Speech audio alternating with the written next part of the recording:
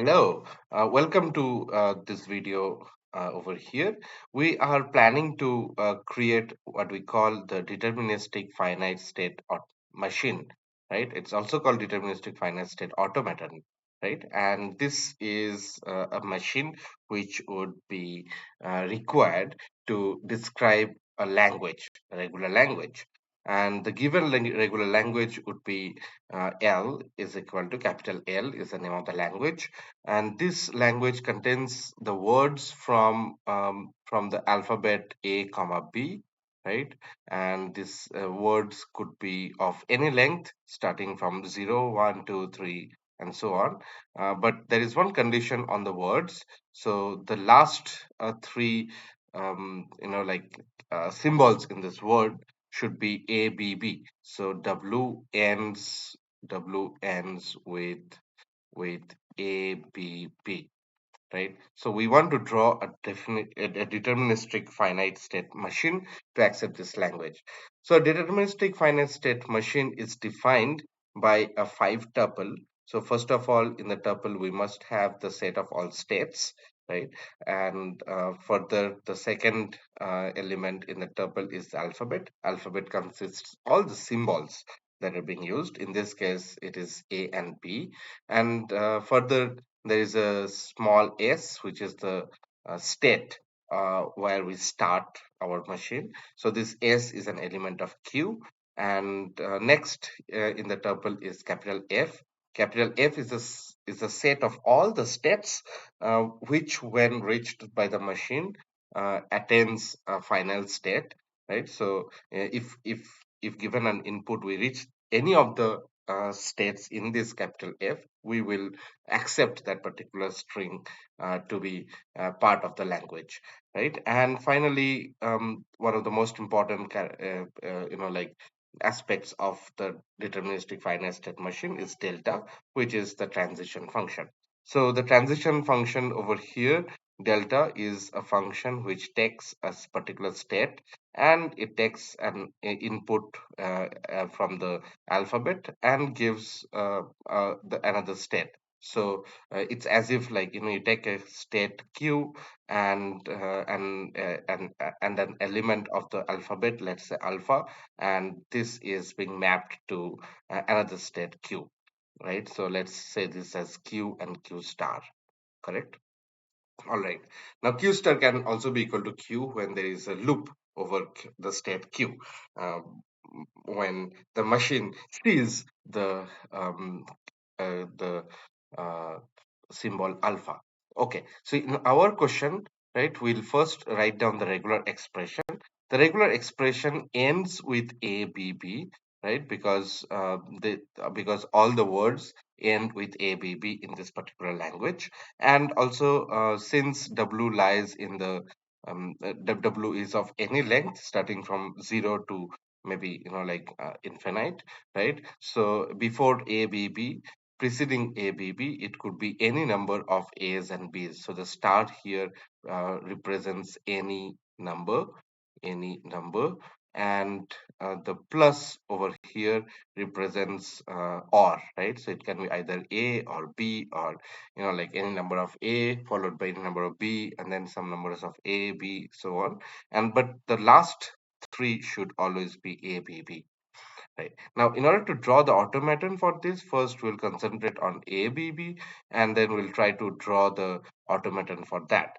And once we're done drawing an automaton of the machine which accepts ABB, we will incorporate some other transition rules, and finally come up with a machine that accepts this regular expression. Okay. Now, we know that every automaton starts with a start state. So let's name this start state as S, as we called it in the definition of the DFSM, right? Okay. Now, when we so our we need to accept the string ABB, right? So when our machine sees a um, uh, particular A as an input, as a symbol, right? Input S symbol. So our transition function should map this particular state to a state called Q1, right? And we can write this down as delta of S comma A as equal to Q1. Furthermore, when the machine sees sees the symbol B, right, we would want to go to another symbol and another state with Q2, right, and we can write down the delta of Q1 comma B is equal to Q2. I've written that on the right hand side of the screen. And finally, when it sees another B, we'll reach what we call the final state, right? So the final state will draw two concentric circles, and maybe you can write F inside that, a small f. The small f belongs to the capital F, right? So this is a finite state automaton which accepts the string A, B, B. Now we would want to introduce a few more rules and which would accept any string or like any word from the language L. Now we'll start with the start state S. So in the start state S, we have observed what the input A does. When there is an input B, we would want to remain in this state S because like we would be wanting the third last symbol to be small a. So delta of S comma B is equal to S, right? Okay, so I also need to write the delta of Q2 comma B is going to be F.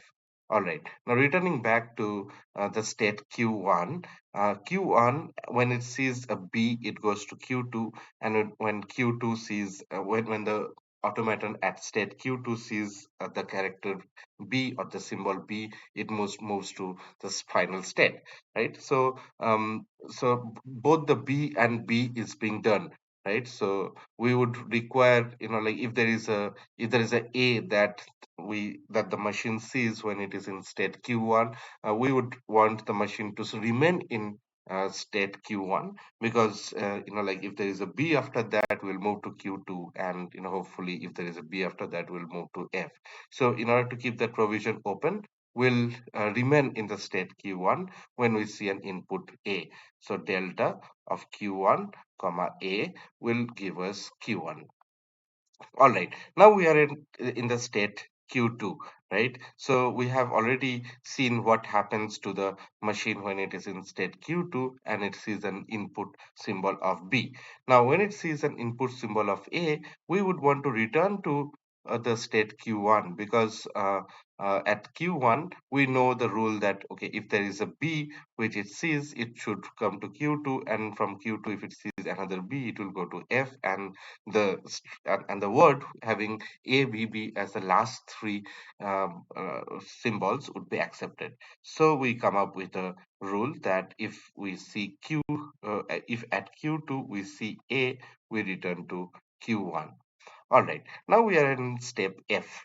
In the state F, right? So when we are at F, we and the word is not yet finished.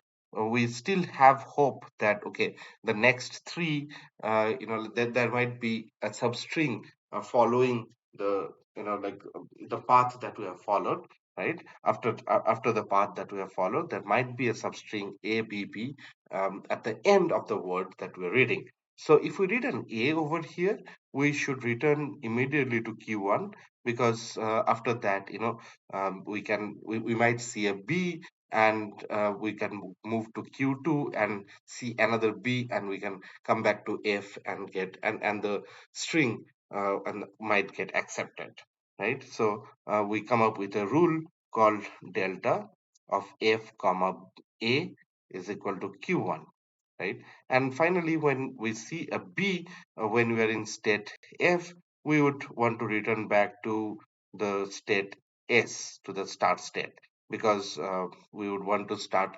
again, from the beginning. So delta of F comma B will give us S.